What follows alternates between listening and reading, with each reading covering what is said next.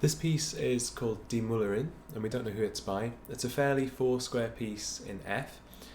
The first tip I want to give you is the upbeat is a much heavier chord, or it's voiced in a heavier way. It's much thicker than the downbeat of the first bar. So the upbeat, we really want to not stress it too much.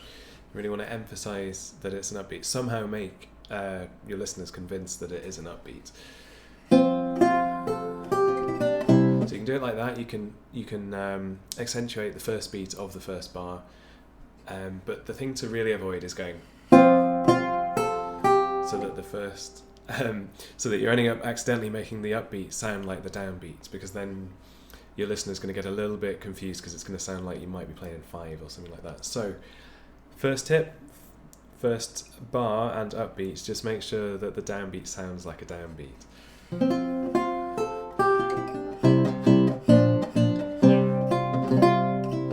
And then, before I finish that phrase, my second tip is just getting to this chord, this F chord at the end of that cadence. Just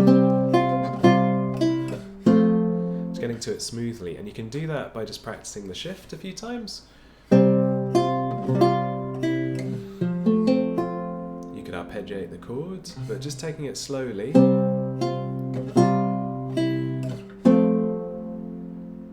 Making sure that you can get there in time, it's not a scramble, because it's not supposed to be an emphasized chord.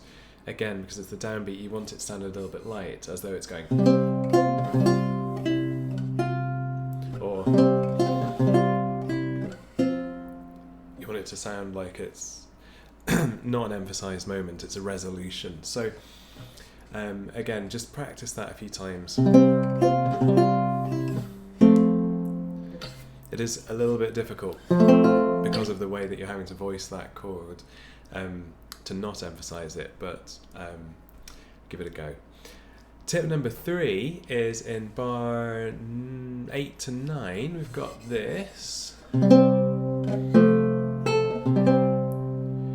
That high A that pops out on the top string. Now, you can either treat that in one of two ways. So I guess normally if we had a high note on an offbeat, we might not want to stress it too much. But in this case, it sounds almost intentional.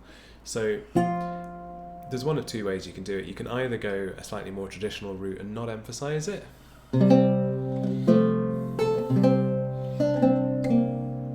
Or you can really emphasize it.